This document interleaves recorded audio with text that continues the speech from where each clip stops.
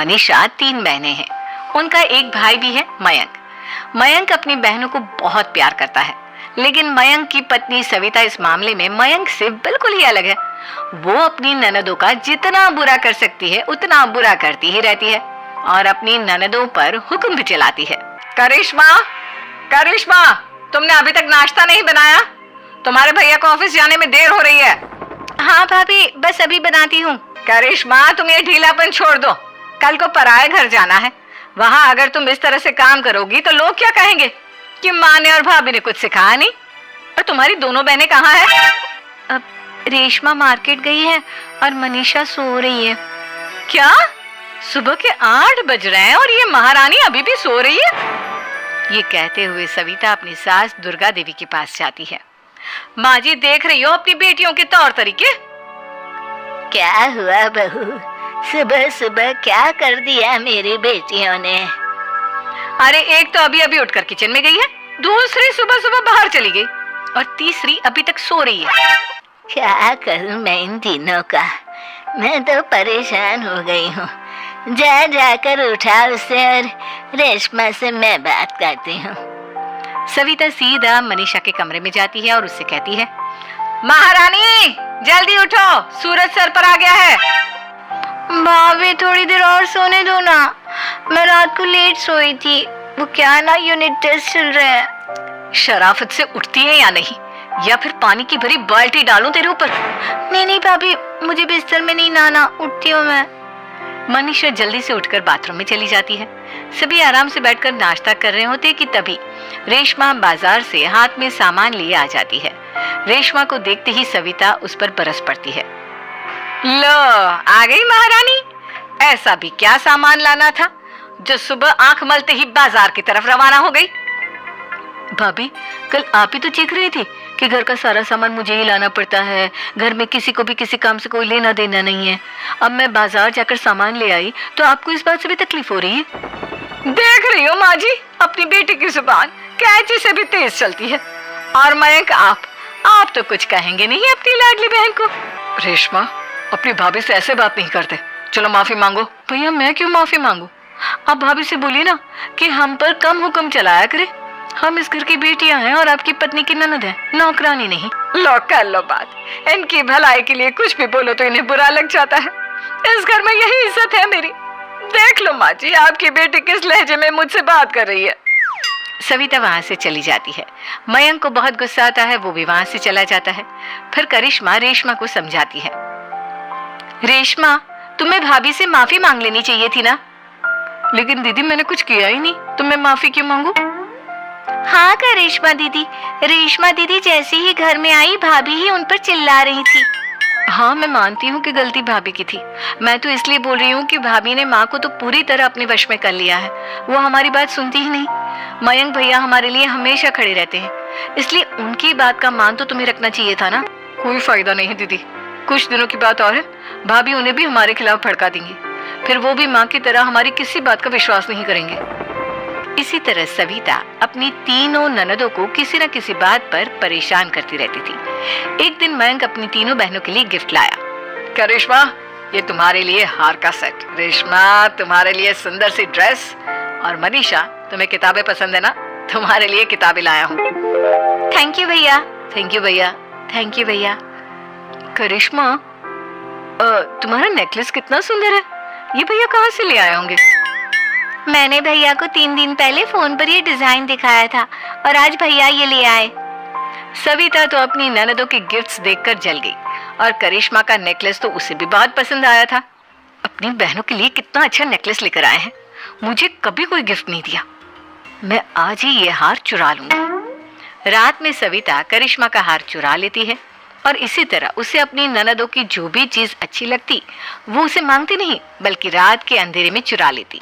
इसी तरह दिन बीतते गए और सविता ने मयंक के दिल में भी उसकी बहनों के लिए नफरत पैदा कर दी। एक दिन मयंक ने करिश्मा और रेशमा के लिए रिश्ता देखा और ये बात उसने घर में सबको बताई।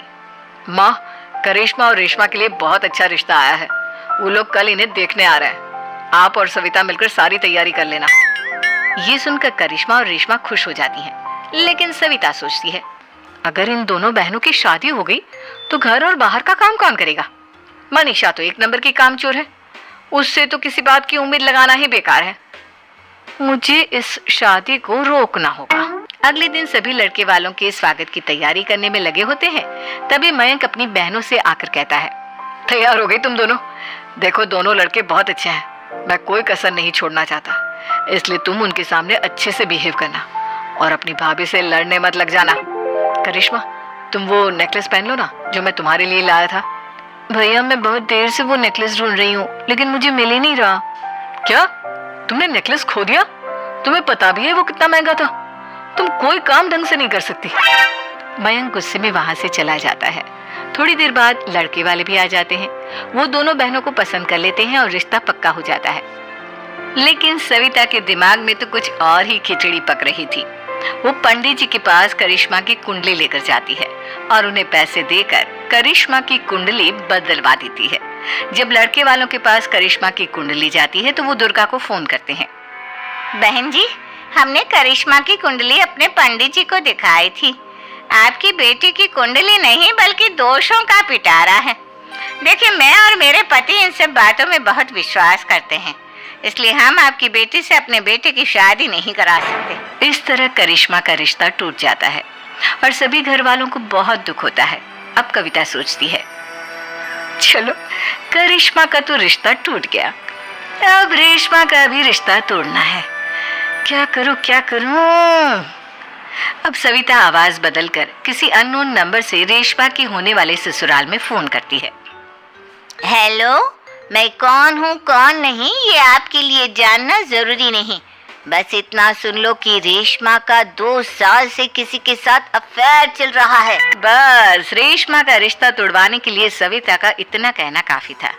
अब रेशमा का भी रिश्ता टूट गया।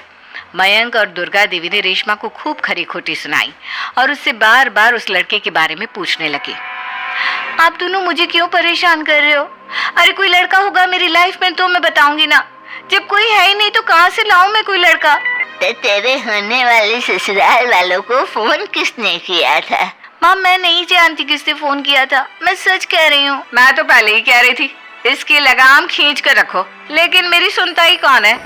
आप चुप रहिए भाभी, ये सब आपका ही किया धरा है। अब तीनों बहनों को विश्वास हो जाता है कि ये सब उनकी भाभी ही कर रही है। तीनों बहनें अपनी भाभी को सबक सिखाने के लिए एक वकील कर लेती है और घर में हिस्सा मांगना। देखो भैया, माँ बाप की जायदाद में जितना बेटों का हक होता है उतना ही बेटियों का, इसलिए इस घर के 4 हिस्से होंगे और हमें अपना हिस्सा चाहिए। मैंने तुम्हारे लिए क्या क्या नहीं किया और तुम इस घर में हिस्सा मांग रही हो? भैया, आप और माँ हम बहनों की कोई बात नहीं सुनते हो और भाभी हमारी शादी नहीं होने देगी क्योंकि उन्हें लगता है कि आप हमारी शादी में ज्यादा पैसा लगाओगे और उन्हें हम जैसी फ्री की नौकरानी कहाँ मिलेगी।